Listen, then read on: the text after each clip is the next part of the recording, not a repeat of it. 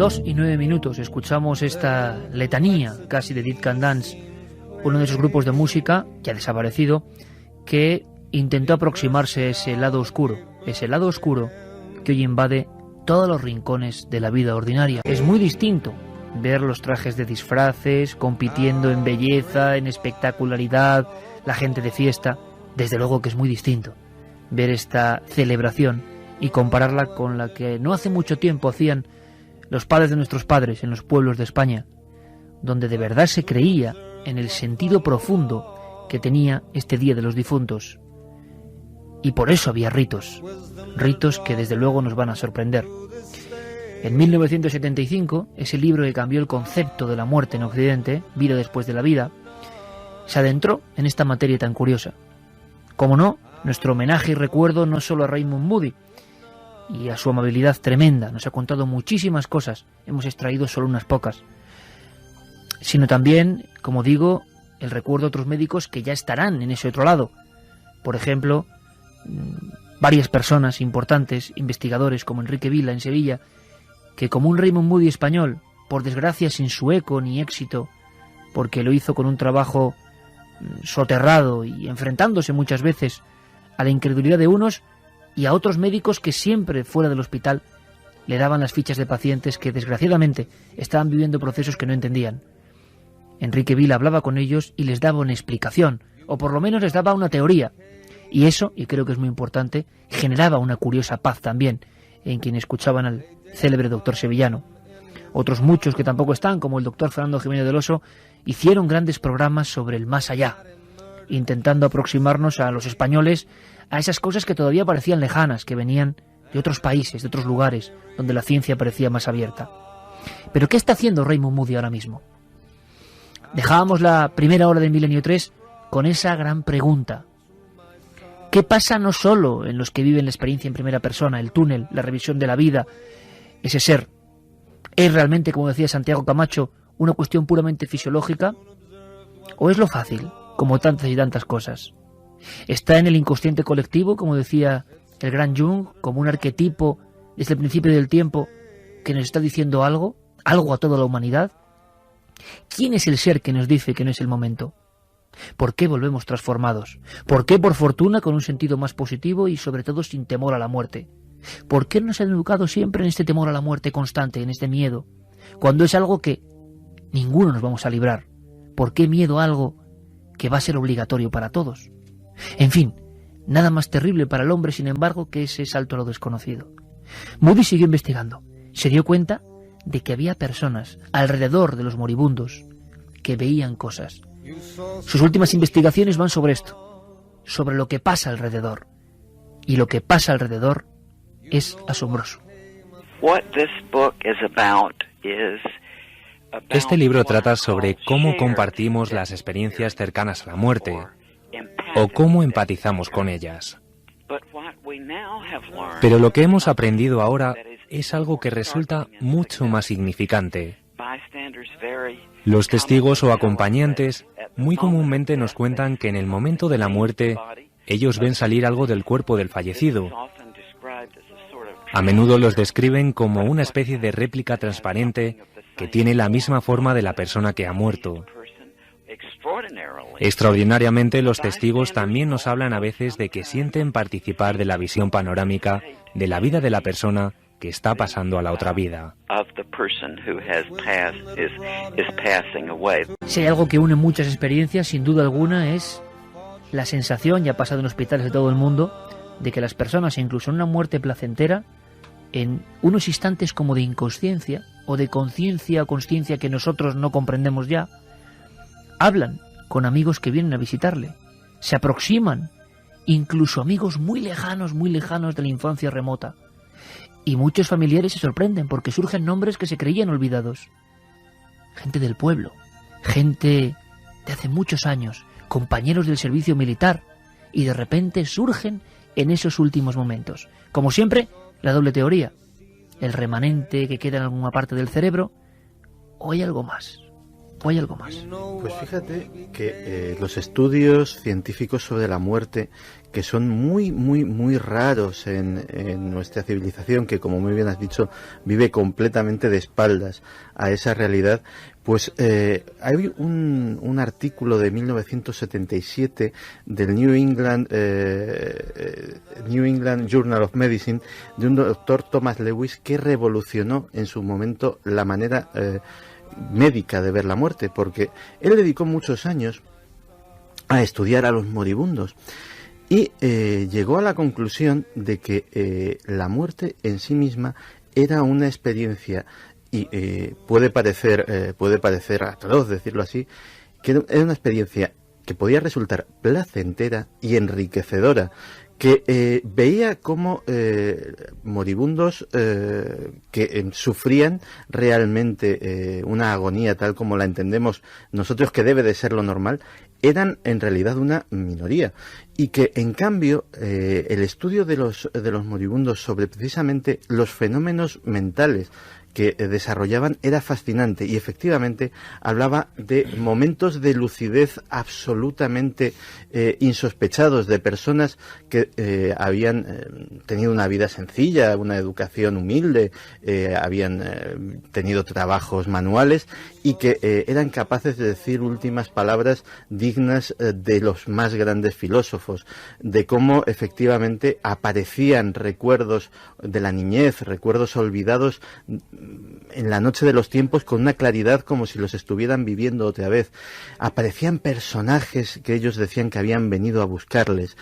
Y sobre todo, en muchos casos, a pesar del mazazo desolador que siempre es lógicamente, para los que están alrededor, muchas de esas lágrimas no solamente eran de dolor, sino de lo conmovedor que había sido la experiencia en sí misma. Y yo creo que efectivamente, tanto Raymond Moody como Peter Fenwick, como todos los que han estudiado el fenómeno de las ECM, han llegado a un punto en que han dicho, vale, ya lo sé, hasta aquí hemos llegado. O sea, hay todos los días, hay miles de experiencias de este tipo, son más o menos parecidas, pero yo quiero avanzar más allá, y efectivamente todos ellos han llegado precisamente a esas 24 horas antes de la muerte, porque han encontrado que también ahí hay unos puntos en común que pueden decirnos mucho sobre el fenómeno. José Luis, tenemos en el Atanasius apócrifo Jesús bajando al purgatorio, tenemos Dante, la Divina Comedia, los 9 círculos, tenemos a Gilgamesh buscando a su otro amigo en el más allá,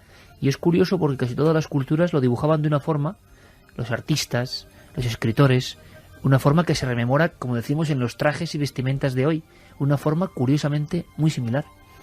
Sí, eso es cierto, y la verdad es que resulta verdaderamente impresionante esta comunidad de creencias, no solamente a lo largo del tiempo, sino incluso en el propio espacio, a lo largo de todo el mundo, ¿no? Pero a mí, por ejemplo, me llama mucho la atención dos cosas. Una, que existen textos de guía de los muertos. El famoso Bardo Todol, o libro tibetano de los muertos, es curiosísimo. Yo he leído una versión hace poco, una versión nueva, que traduce con mucha más fidelidad, al parecer, los antiguos manuscritos de los Bon tibetanos. Te describen todo esto que estamos diciendo, todo esto que acaba de decir Santiago, lo dicen ellos también. Porque el muerto es un viajero, es alguien que necesita ser guiado. Entonces el lama dice, bueno, sería estupendo que tú a lo largo de tu vida hubieses recibido la información que dan los libros sagrados, los libros santos, en este caso del budismo Bon, pero aún en el caso de que no haya sido así, porque tú hayas sido una persona despreocupada, yo te voy a ayudar. Eso es el Bardo Todol. El Bardo Todol dice, cuando atravieses, es decir, cuando salgas de tu cuerpo, de una manera muy descriptiva, muy parecida a la que Santiago acaba de decir, cuando salgas de tu cuerpo, notarás que efectivamente sales de tu cuerpo. Bueno, pues cuando salgas te encontrarás con el inmenso mundo de lo desconocido para ti. Entonces, eso lo cuenta un texto de hace miles de años. Sí, lo cuenta el Bardo Todol, el libro tibetano de los muertos, ¿no? Y lo dice así, con toda claridad, dice, no te asustes. Es decir, verás unas escenas horribles de los dioses que se te acercan, esos dioses que el propio arte tibetano dibuja muchas veces, llenos de colmillos, llenos de calaveras, ensangrentados. Bueno, eso no es más que pura ilusión, no es más que una prueba para ti. Es decir, si tú eres capaz de superar esa prueba, no te asustes, supérala, respira profundamente y entonces pasarás a otra fase. Y entonces te encuentras con la gran sorpresa de que estos lamas, que probablemente estén reflejando una cultura de miles de años, te están describiendo la manera cómo guiar a un difunto en el más allá. Es decir, ya no solamente hemos dado el paso hacia el más allá, hemos atravesado la puerta, sino que hay un plano, o hay, bueno, no un plano, en este caso unas instrucciones, ¿no? Un libro de instrucciones que te dicen, o a través del cual te dicen lo que tienes que hacer. Pero la otra cosa que yo comentaba que me impresiona mucho es que incluso hay mapas del más allá. Hay especialistas, como hemos hablado varias veces, que probablemente se remontan a los tiempos de la prehistoria, los chamanes, que han ido al más allá y han dibujado un mapa. Es decir, bueno, pues aquí está el río de no sé qué, aquí está el río de los muertos, aquí está el espíritu chakra no sé cuánto, aquí está, cuidado, no entréis por este camino porque ir por este otro es auténticamente impresionante. Es como una guía de viaje. Mucha gente poderosa, ¿no?, tuvo interés en esos supuestos mapas o señales del más allá. Por supuesto, claro que sí. Todo eso está recogido en multitud de textos sagrados. Yo creo que lo han dulcificado. Es decir, para no dar esa impresión, porque parece como si a alguien le interesara de alguna manera el hacer que el umbral de la muerte sea algo aterrador, sea algo terrible, ¿no? Algo que cuesta pasar. Cuando muchas veces, en la mayor parte de las culturas, el muerto, pues vamos, no el muerto en sí, sino el que atraviesa ese umbral, realiza un acto que es inherente a la propia vida y sin el cual la propia vida no se podría concebir. De verdad que estamos aprendiendo. Carmen ha hecho un recorrido, yo creo que singular, por tradiciones que se mantienen hoy y que en el fondo, Carmen, ¿qué tienen en su origen y nexo? Pues ayudar a esos muertos, ¿no? Guiarles de alguna forma. ¿Qué os parece si marchamos primero al Monte de las Ánimas? Genial. A Soria. Menuda tierra, ¿eh? Bueno, tú has estado hace poco por ahí también, nosotros también. Nosotros también. Ahí tuve una aventurilla yo. Oye, ¿cómo es el Monte de las Ánimas? Bueno, el que dicen que es el Monte de las Ánimas, que en el cual se inspiró Gustavo Adolfo Bécquer, es un monte que está, yo creo que encima de la ermita de San Saturio, en Soria.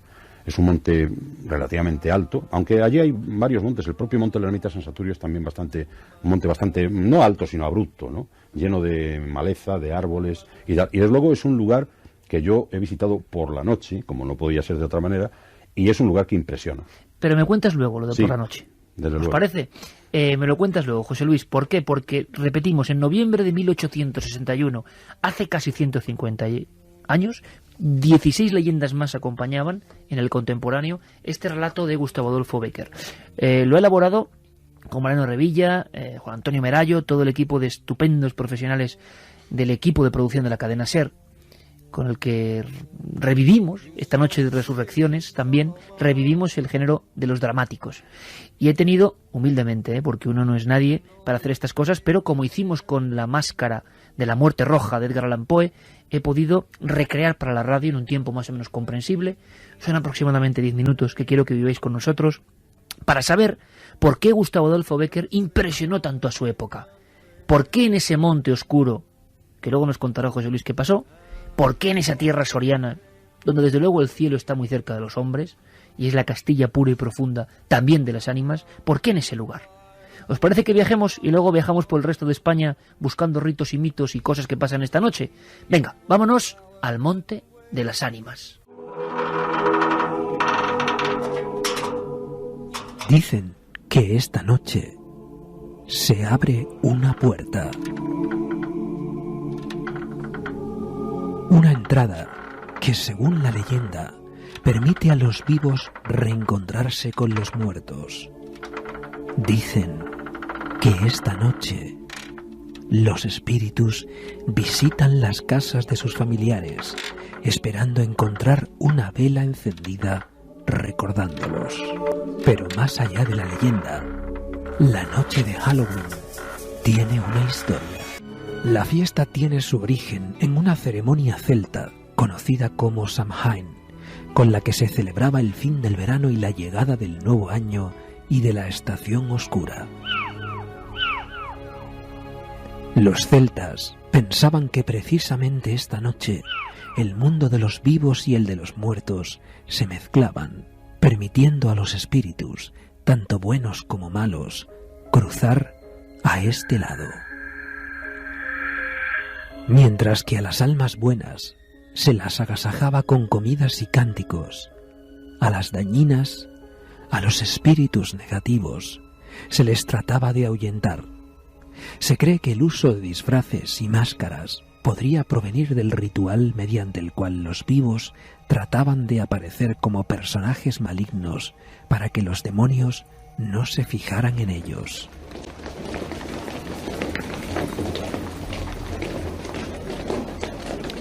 Los romanos asimilaron la festividad, aunque mezclándola con una propia, conocida como la fiesta de la cosecha.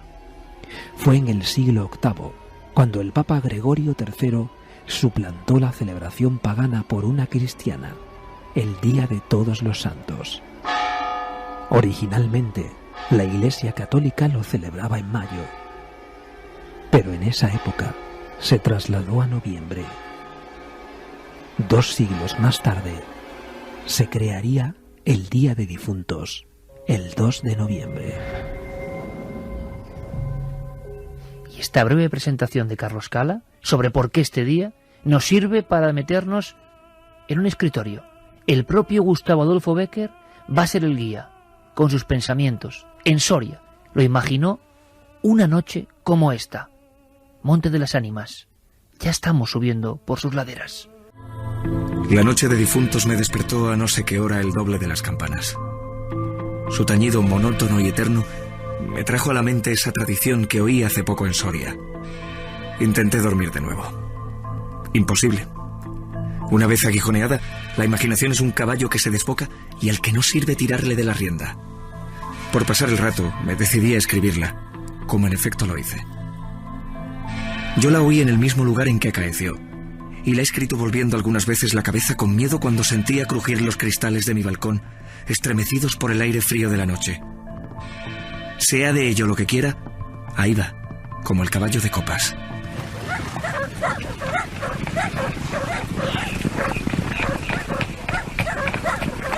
¡Atad los perros!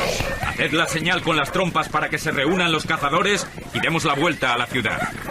La noche se acerca, es día de Todos los Santos y estamos en el Monte de las Ánimas. ¿Tan pronto? Dentro de poco sonará la oración en los templarios y las ánimas de los difuntos comenzarán a tañer su campana en la capilla del monte. ¿En esa capilla ruinosa? Va, ¿quieres asustarme? No, hermosa prima. Tú ignoras cuánto sucede en este país porque aún no hace un año que has venido a él desde muy lejos. Refrena tu yegua. Yo también pondré la mía al paso y mientras dure el camino te contaré esa historia.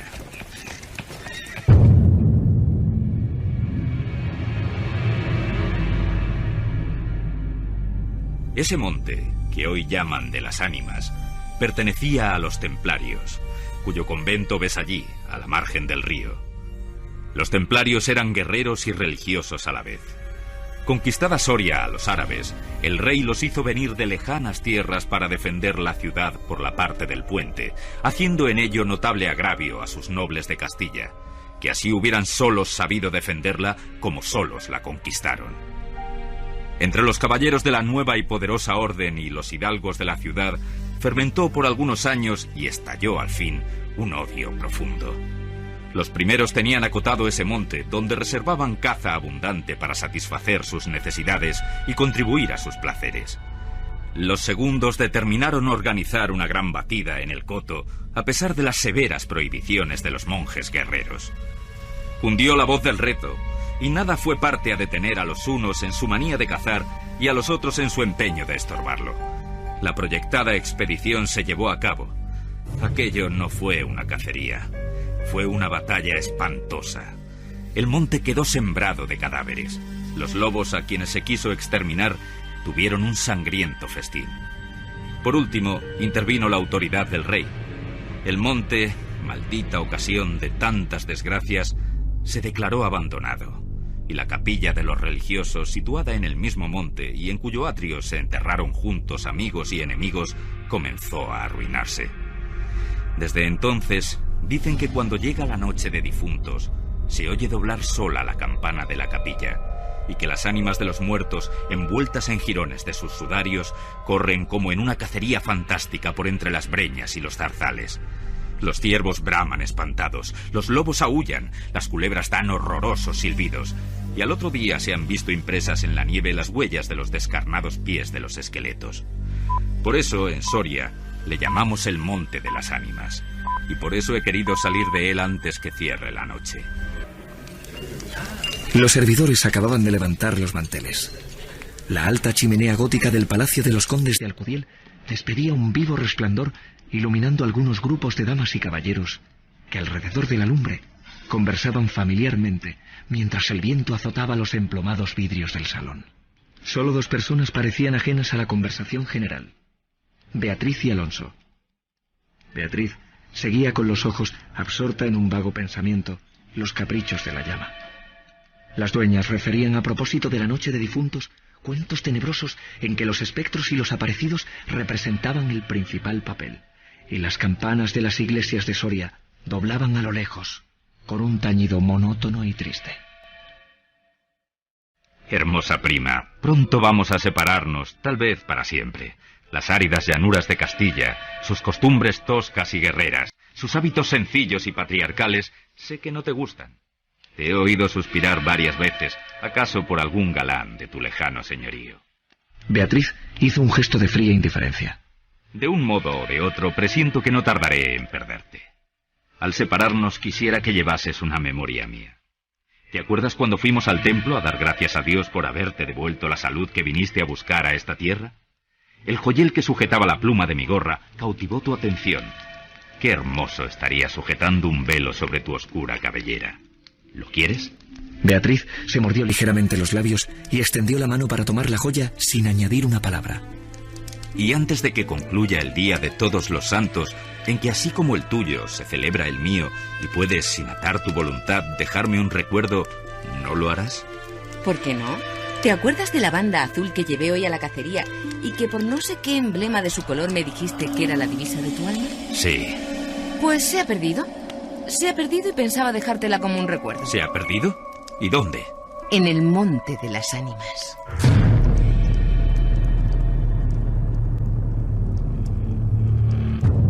Tú lo sabes, porque lo habrás oído 1000 veces en la ciudad, en toda Castilla. Me llaman el rey de los cazadores. La alfombra que pisan tus pies son despojos de fieras que he muerto por mi mano. Yo conozco sus guaridas y sus costumbres, y he combatido con ellas de día y de noche, a pie y a caballo, solo y en batida, y nadie dirá que me ha visto huir del peligro en ninguna ocasión. Otra noche volaría por esa banda y volaría gozoso como a una fiesta. Y sin embargo, esta noche, ¿a qué ocultártelo? Tengo miedo. ¿Oyes? Las campanas doblan. La oración ha sonado en San Juan del Duero. Las ánimas del monte comenzarán ahora a levantar sus amarillentos cráneos de entre las malezas que cubren sus fosas. Las ánimas, cuya sola vista puede helar de horror la sangre del más valiente. Mientras el joven hablaba, una sonrisa imperceptible se dibujó en los labios de Beatriz, que cuando hubo concluido, exclamó con un tono indiferente, mientras atizaba el fuego del hogar, donde saltaba y crujía la leña, arrojando chispas de 1000 colores. Oh, eso de ningún modo. ¡Qué locura! Una noche tan oscura, noche de difuntos, y cuajado el camino del lobo. Al decir esta última frase, la recargó de un modo tan especial que Alonso no pudo menos que comprender toda su amarga ironía. Movido como por un resorte, se puso de pie. Se pasó la mano por la frente, como para arrancarse el miedo que estaba en su cabeza y no en su corazón. Y con voz firme dijo: Adiós, Beatriz. Hasta pronto. ¡Alonso! ¡Alonso! Cuando quiso o aparentó querer detenerle, el joven había desaparecido. A los pocos minutos se oyó el rumor de un caballo que se alejaba al galope. Las viejas, en tanto, continuaban en sus cuentos de ánimas aparecidas. El aire zumbaba en los vidrios del balcón y las campanas de la ciudad doblaban a lo lejos. La medianoche estaba a punto de sonar y Beatriz se retiró a su oratorio. Alonso no volvía cuando en menos de una hora pudiera haberlo hecho. Después de haber apagado la lámpara y cruzado las dobles cortinas de seda, se durmió. Se durmió con un sueño inquieto, ligero, nervioso. Las 12 sonaron en el reloj del postigo. Beatriz oyó entre sueños las vibraciones de la campana y entreabrió los ojos. Creía haber oído a un par de ellas pronunciar su nombre, pero lejos, muy lejos, y por una voz ahogada y doliente. Será el viento. Solo eso, el viento. Poniéndose la mano sobre el corazón, procuró tranquilizarse, pero latía cada vez con más violencia. Las puertas del oratorio habían crujido sobre sus goznes con un chirrido agudo, prolongado y estridente. Primero unas y luego las otras más cercanas. Todas las puertas que daban paso a su habitación iban sonando por su orden, estas con un ruido sordo y grave, aquellas con un lamento largo y crispador. Después, silencio. Un silencio lleno de rumores extraños. El silencio de la medianoche, con un murmullo monótono de agua distante.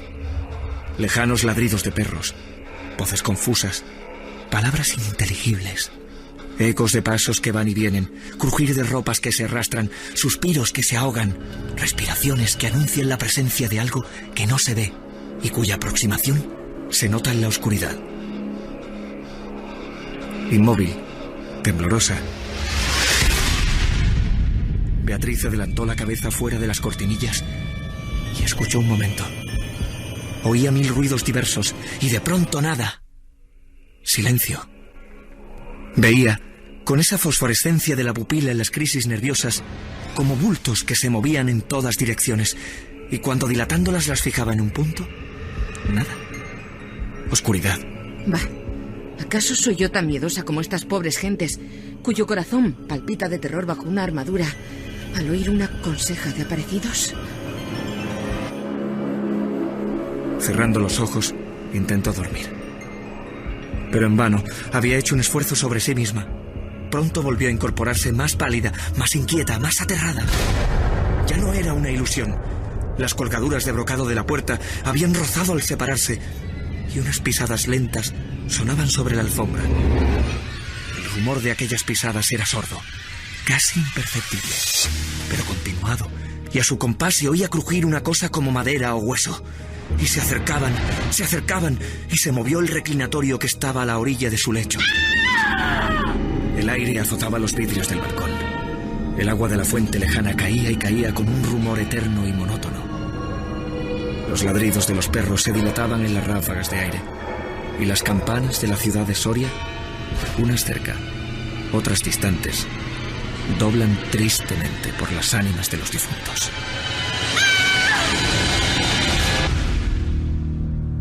Así pasó una hora, 2, la noche, un siglo, porque la noche aquella pareció eterna a Beatriz. Al fin despuntó la aurora y, vuelta de su temor, entreabrió los ojos a los primeros rayos de luz. Después de una noche de insomnio y de terrores, ¿es tan hermosa la luz clara y blanca del día? Separó las cortinas de seda del lecho y ya se disponía a reírse de sus miedos pasados, cuando de repente un sudor frío cubrió su cuerpo. Sus ojos se desencajaron y una palidez mortal descoloró sus mejillas. Sobre el reclinatorio había visto sangrienta y desgarrada la banda azul que perdiera en el monte. La banda azul que fue a buscar a Alonso. Cuando sus servidores llegaron despavoridos a noticiarle la muerte del caballero Alonso, que había aparecido devorado por los lobos entre las malezas del Monte de las Ánimas, encontraron a Beatriz inmóvil, crispada, asida con ambas manos a una de las columnas de ébano del lecho. Desencajados los ojos, entreabierta la boca, blancos los labios, rígidos los miembros. Muerta, muerta de horror.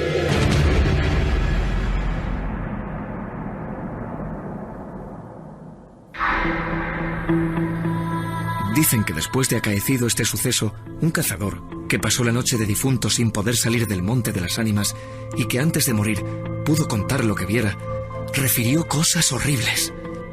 Entre otras, aseguraba que vio a los esqueletos de los antiguos templarios y de los nobles de Soria, enterrados en el atrio de la capilla, levantarse al punto de la oración con un estrépito horrible, y caballeros sobre osamentas de corceles perseguir como a una fiera a una mujer hermosa, pálida y desmelenada, que con los pies desnudos y sangrientos y arrojando gritos de horror daba vueltas alrededor de la tumba de Alonso. Hace 150 años, Gustavo Adolfo Bécquer. La historia de Alonso, un joven, muerto en extrañas circunstancias en el monte soriano llamado de las Ánimas. Decía el gran Gustavo Adolfo Bécquer que él contaba la historia que había escuchado en Soria y la escribía, sencillamente, aterrorizado. En fin, el Monte de las Ánimas. Antes de saber qué le pasó allí a José Luis Cardero, ¿qué dice la gente? La encuesta sorprendente, ¿eh? Quizá cada cosa que vamos poniendo, no sé si influye o no, pero yo estoy sorprendido. La encuesta en ikerjiménez.com, la pregunta era muy clara, podéis acceder puede directamente. Contactar con los muertos, el 27,9% piensa que no y el 72,1% piensa que sí, que se puede contactar con los muertos. Vamos, Iker, con algunos mensajes. Nos escriben, por ejemplo, desde Colombia. Nos dice que es médico especialista en medicina interna y trabaja en un hospital en provincia de complejidad intermedia. Que recientemente, hacia las 5 de la mañana, encontraron a un paciente de pie junto a la puerta de su habitación con expresión temerosa. Al preguntársele qué hacía despierto a esa hora, nos preguntó si alguien había muerto recientemente, a lo cual no dimos respuesta, pero aseguró que hacia las 4:30 horas sintió tanto frío que se despertó y vio que por la ventana estaba entrando una figura grandísima, vaporosa, extraña, amorfa. No describió si tenía cara, y lo que lo tenía aterrado era la sensación de que esa figura era la muerte y que se había equivocado y venía por él. Dos cosas me llamaron la atención. La primera, que a esa hora sí falleció un paciente en el mismo piso de nuestro paciente. La segunda, que el señor describía la figura como blanca y no como negra u oscura, que es como uno suele verla representada. Espero que a ustedes les parezca la historia como me pareció a mí. Saludos desde Colombia y mucha admiración, Freddy Hernando Cabrera. Pues otro doctor Cabrera, en Colombia en este caso, y desde luego pocas veces he visto una descripción tan tremenda y distinta y diferente de la muerte. Impacta, esta noche. También nos dice Víctor Buigues, de Denia, un caso real en relación al tema de esta noche en Milenio 3. Estuve 17 días en coma tras un accidente de tráfico. Han pasado ya 20 años, pero la sensación la recuerdo perfectamente. Fue como si de repente se apagaran todas las luces y no hubiera nada más, como una línea negra. Yo sentí y me vi asomado a una ventana, mirando hacia arriba, y veía una gran pared con el mismo tipo de piedra que una catedral, pero sin ningún detalle ni figura. Era una pared lisa y sin final, hacia los lados. Solo hacia arriba veía ese final, y después muy alto estaba el cielo. Tanto es así lo real que sentí vivir aquellos últimos momentos del accidente, que pregunté por aquella fachada a las enfermeras de la UCI y me dijeron que allí no había ninguna ventana por la que pudiese ver algo así. Con lo cual lo que yo vi, yo solo en aquel momento que estuve a punto de morir, todavía hoy en día me pregunto por qué solamente recuerdo aquello. Muchas experiencias cercanas a la muerte, Iker. Muchas, como siempre ocurre, cuando levantaba la espita Raymond Moody con su libro, recibió esto. Nosotros cada noche que hemos tocado esto, el mismo afluente tremendo de datos. Hazte una idea de que años después de que Raymond Moody escribiera su libro, el Instituto Gallup hizo una encuesta al respecto. Y nadie se imaginaba el resultado que iba a dar.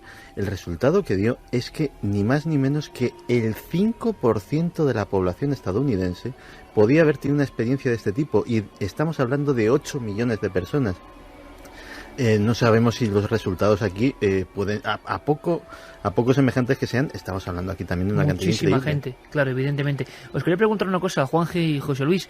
En arqueología, en arte, ¿la muerte siempre se ha representado como esa figura oscura que tenemos nosotros ahora mismo en la memoria? Porque parece que esa imagen de, como describía Becker, ¿no?, tan impregnado de su tiempo, calavera con sayal negro, viene de la peste, dicen algunos. Yo no sé si siempre la muerte se ha ido dibujando como algo oscuro o ha habido otras formas. No, desde mi punto de vista lo que se dibuja como algo oscuro es la muerte del indigno, el que va al infierno. Obviamente, la muerte, ten en cuenta, como te comentaba antes, ¿no?, 1000 formas y tipos de enterramiento. O sea, que crees que la calavera con la guadaña es el que arrastra al infierno y no la muerte, digamos, normal, desprovista de... No, ni mucho menos. O sea, la muerte normal es la que tú has dicho, el pajarito este que se ve con la cabeza del difunto. Y ten en cuenta, por ejemplo, desde mi punto de vista, ninguna cultura antigua tan rica como los antiguos egipcios, a la hora de hacer un ritual de la muerte que duraba más de 70 días, ya que se tenía que poner la momia en una mezcla de sales que eran de natrón, porque venían de una zona de Egipto que se llama Wadi Natrum, y que se mezclaban con otros elementos que no se conocen todavía realmente bien. Pero tú imagínate la complejidad de ese enterramiento, de a esa persona ir poniéndole algo más de 200 vendas de lino, cada una de ellas con una inscripción hecha a mano, y al final del ritual, pues unas palabras que me sé de memoria, que si mal no recuerdo, dicen: que su ojo vea, que su nariz respire, que su oído escuche, y su palabra y su lengua pronuncia hermosas palabras en la morada del cielo inferior. El ritual no acababa ahí. Se iba todo el cortejo fúnebre hasta donde se iba a enterrar la momia, en el nicho, en el lugar adecuado, y cuando se tapiaba la puerta todo el mundo empezaba a hacer con bastones y con los palos que llevaban así al cielo para ahuyentar los malos espíritus y que nunca entrasen. Esa persona había entrado en el cielo. ¿Entienden? El tema es que, por ejemplo, lo que te comentaba, es que claro, los egipcios eran gente así, pero tú imagínate, por ejemplo, una cosa muy curiosa. Hay algunos grupos hindúes que cuando alguien está en ese trance de muerte que decía Santi, que es algo de lo que no hemos hablado, pero las 24 o 48 horas antes de la gente morir tiene una serie de capacidades, porque su estado mental es distinto, en la que puede decir cosas increíbles. Pues hay varios grupos hindúes, varias sectas hindúes, que en cuanto piensan que alguien está en ese estado mental, lo llevan corriendo a Benarés, la ciudad de Benarés, para poder incinerarlo allí y ir al río Ganges y que pueda volver otra vez a la rueda de la reencarnación. Bueno, como tú llegues a Benarés y te pongas, no te mueras, o sales corriendo, te acaban matando. O sea, porque es completamente indigno que hayas jugado con los dioses. O, por ejemplo, imagínate un funeral vikingo de alguien que había muerto con la espada en la mano, como mandaba el dios Odín, y alguien que había muerto como un cobarde. O sea, iba directamente al infierno. O sea, la muerte se representa con esas dos caras completamente distintas desde el punto de vista en toda la religión. Vamos a buscar esos ritos extraños en España, pero está claro, para quien sepa eso, José Luis, que huesos y mortaja viene, imagino, sobre todo del medievo, de la época de las pestes, ¿no? Sí, en realidad viene pues del siglo XII, cuando empezaron a organizarse los enterramientos en lugares como los cementerios. El cementerio, tal y como lo conocemos nosotros, en nuestra cultura, tiene origen aproximadamente en el siglo XII. Y ahí empieza también la figura de la muerte. La figura de la muerte en algunos casos es más antigua, porque hay una leyenda muy antigua que es la leyenda de los tres vivos y los tres muertos, que son tres vivos que van por un camino y de repente se les aparecen tres muertos para indicarles la brevedad de la vida, en fin, para darles una lección acerca de lo que les espera, ¿no? Entonces, eso puede llegar incluso hasta el siglo XI. Pero la imagen de la muerte como una calavera, como un esqueleto o un cuerpo medio putrefacto revestido con su sotana o con su sudario, es una cosa que viene fundamentalmente desde las grandes épocas de la peste negra. En 1347 creo que fue una de las epidemias más grande en Mesina, creo recordar, y viene esa imagen de ahí. Que se nos ha quedado clarísima. Exacto. Esta misma noche por las calles, gente vestida de muerte. Sin embargo, hay otros casos. Por ejemplo, en el Tíbet hay representaciones no de la muerte, sino del dios de los muertos, que es Chitapati, que es curiosamente un dios danzante, un dios que baila. Es un dios que se lleva las almas bailando. Es un dios que se llama el Señor de los Muertos. El Señor de los Muertos. Y que aparece siempre en los puertos de montaña, en los cerros, en los lugares malditos que siempre están llenos de espíritus, y que es curioso porque los aprendices del Lama tienen que pasarse ahí una noche venciendo todo su miedo y permitiendo que se les aparezcan todos esos demonios para que demostrar que efectivamente son capaces de dominarlos. Impresionante es poco. La noche ante el dios danzante. Vamos a ver qué queda de todo eso en nuestro país, Carmen. Hemos hecho, Iker, un recorrido por algunas de las localidades donde sigue la tradición del Día de Todos los Santos y también del Día de Difuntos. Nos hemos ido, te contaba antes, esa tradición de hacer la cama, poner las sábanas limpias para cuando llega el difunto de regreso a su casa. Esto lo hacen en la localidad de Bañeres de Mariola. Es una localidad alicantina, está en la comarca Oya de Alcoy, además es el pueblo más elevado de toda la provincia. Y fíjate, desde allí nos escribía Luis Navarro la semana pasada contándonos esa tradición y le hemos querido grabar. Hemos querido ver cómo contaba alguien que vive la noche de Todos los Santos y la noche de difuntos esa tradición tan ancestral. Pues mira, aparte de cualquiera de los actos normales de ir al cementerio, es una tradición que nada más levantarse en este pueblo, pues hay que hacer la cama. Hay que hacer la cama porque se piensa que ese día los difuntos, las almas de los difuntos, bajan otra vez al pueblo, como a la tierra. Entonces se piensa que ese día, por ejemplo, los familiares que han fallecido, abuelos, hijos de familias, pues van a visitar la casa en la que vivían, vaya. Entonces es tradición hacerles la cama como diciendo, podéis volver a dormir aquí en la casa donde estabais.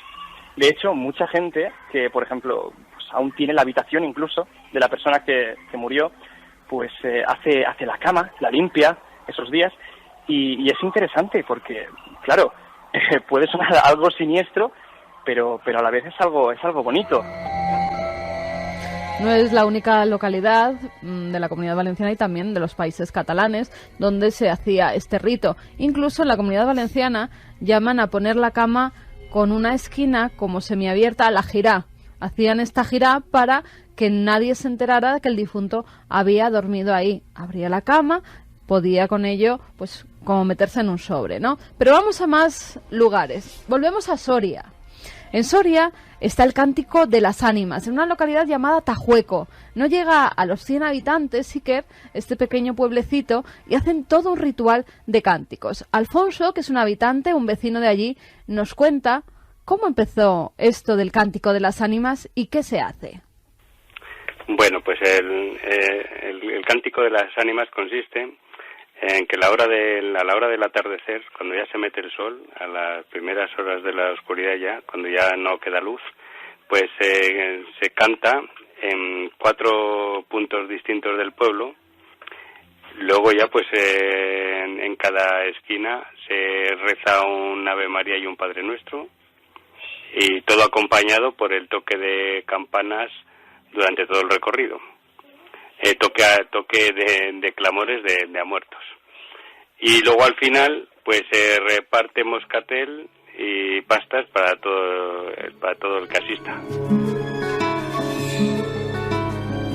También nos contaba Alfonso que algunas de esas tradiciones han ido perdiendo parte de lo que se hacía en ese ritual. Por ejemplo, el toque de campanas. Antiguamente también se estaban tocando las campanas toda la noche. Eso ahora ya se ha perdido. Lo de tocar, estaban replicando las campanas durante toda la noche. Toda la noche, sin interrupción, replicando las campanas. Pero fíjate, vamos a oír esa canción de las ánimas que en noches como la de hoy y de mañana se están cantando en Tajueco. Sí, las ánimas pintadas causan miedo de mirar a las ánimas. Los afanes de este mundo a esto vienen a parar por las ánimas benditas. Nuestro y una Ave María por las ánimas benditas en general. Padre nuestro que estás en los cielos. Pues ahí estaba el primer cántico de las... Tremendo, ¿verdad? Ese cántico de las ánimas. Vamos con más tradiciones, Iker. Una localidad que conoces muy bien, una sierra, la Sierra Mágina, la Sierra Jienense, donde tantas tradiciones hay. Me he encontrado con un trabajo de Manuel López Pegalajar, que habla sobre el Día de Todos los Santos y el Día de Difuntos, y cuenta algunas tradiciones que se hacen en pueblos como Jódar, que son tremendas. Por ejemplo, si un niño nacía en el Día de Difuntos, se creía que era un mal presagio, o también que el bebé a las pocas horas iba a morir. En esas localidades, cuando veían que alguien estaba muy enfermo, pues le compraban la mortaja. Además, era costumbre que los familiares más cercanos estuvieran presentes durante las agonías del enfermo. Tenían que ver cómo se iba muriendo poco a poco. Se solía enterrar a los muertos con zapatos, los hombres con un brazo a cada lado y las mujeres con las manos entrelazadas sobre el regazo. Para evitar que el cuerpo se hinchara, se ponían unas tijeras abiertas sobre el vientre del difunto, para que no oliese mal un limón al que se le clavaba pues esta especie, el clavo. Así evitaban esos olores. El sacerdote le daba los santos óleos mientras se tocaba una campanilla, era trasladado a la iglesia y de allí un lugar conocido como el Portillo de los Muertos, donde la comitiva rezaba 3 Padres Nuestros y muchos familiares aprovecharan para despedirse del cadáver. Son los más cercanos los que acompañaban hasta el cementerio al finado, en la vivienda del muerto, mientras se daba el pésame. Si era una persona mayor, se decía que en paz descanse. En cambio, si era un niño, se decía en el cielo gocemos el ángel. Si el niño que moría no había sido bautizado, el entierro no se celebraba en la iglesia y, como decíamos antes, en el cementerio se enterraba en la parte destinada a las personas que se suicidaban, el corralillo de los desgraciados. Los hombres aprovechaban y se iban a beber vino a la taberna o bien en la casa, porque se decía que el que va de muerto y no bebe vino, el suyo viene de camino. Hablábamos antes de campanas. En Jodar, si el toque de campanas era 3 veces, es que se había muerto un hombre. Si en cambio era 2, es que se había muerto o un niño o una mujer. El día de difuntos se encendían lamparillas en los cementerios y en las casas esas mariposas que se colocaban sobre el aceite para que duraran toda la noche. Tenía que ser una por cada familiar que faltara en esa vivienda. Además se rezaba un Padre Nuestro, Ave María y también una jaculatoria, el Requiem a Eternum. Por la noche las familias se reunían y cenaban gachas, castañas y flores de harina. En la localidad de Bedmar también había varias tradiciones. Al difunto de nuevo se le ponían las tijeras abiertas, pero ahora entre las piernas, para que así no se le inflamara el vientre. Se le ataban los pies, para que los tuviera juntos, pero justo antes de enterrarle, antes de que el ataúd bajara a tierra, se le tenían que desatar. La noche en que se le velaba al difunto, los búhos decían que cantaban toda la noche alrededor de la casa de ese finado. Y durante meses las puertas y ventanas de la casa del fallecido tenían que estar cerradas. Si era un hombre, el muerto, la mujer debía estar durante 1 año metida en su casa sin salir y 5 años más tenía que llevar un velo negro sobre la cabeza. Además, varios vecinos aseguraban por las tierras de Bedmar que cuando se veía una aparición había que preguntarle quién eres y qué quieres. Era la aparición de un difunto. Al parecer, la mayoría de las veces querían que le hicieran misas. A la persona que se le aparecía veía cómo el difunto estaba entre los bancos de la iglesia y cuando acababan de decírsele las misas que había pedido, nunca más se volvía a aparecer. En la provincia, en las serranías mágicas de Mágina, un lugar donde, entre otros pueblos, está el famoso Belmez de la Moraleda. Vamos a dejarlo, desde luego, descansar a nuestro antropólogo de cabecera, José Luis Cardero, que ha estado 2 horitas con nosotros, ni más ni menos. Ha sido un auténtico placer, José Luis. La sensación de todo esto, que ha contado Carmen ahora también, es que quedan cosas de esa memoria atávica. Y tú has dicho una cosa ahí fuera que me ha parecido impresionante, ¿no? Con la que me gustaría terminar todo este bloque, que es que este barniz cultural está muy bien, pero cuando vamos un poco al interior de un bosque, a una cueva o a pleno mar abierto, ahí volvemos a ser el mismo hombre indefenso que en el fondo anida en nosotros, ¿no? Sí, claro, porque en realidad la cultura lo que hace es constituir una especie de esfera defensiva de lo que hay más allá. Y todos los esfuerzos culturales para racionalizar la muerte y para pensar que no todo termina con nosotros, sino que hay un mundo más allá de la muerte, vienen fundamentalmente a combatir ese gran terror, ese gran miedo que la muerte significa. Doctor en antropología, José Luis Cardero, como siempre, ha sido un placer. Seguiremos investigando cosas, buscando historias en la ciencia antigua, en los antiguos legados artísticos, que en el fondo van hablando de lo mismo. Hemos escuchado a Gustavo Adolfo Bécquer y hemos visto lo que hoy en día todavía en pueblos se sigue haciendo. ¿Qué historia que has contado, la de los 3 vivos y los 3 muertos? Yo encontré algún grabado siglo XII-XIII de los 3 muertos y los 3 vivos. Eran un camposanto que hicieron una noche como esta y los 3 caballeros que iban a caballo espantados ante 3 mortajas salidas de sus tumbas que les avisaban de lo que era ese mundo que hoy parece que está muy próximo, esta noche por lo menos. José Luis, hasta la próxima. Gracias, amigo. Muchas gracias a vosotros. Y nosotros seguimos con un montón de historias, de cosas. Carlos en su callejero ha hecho algo muy especial.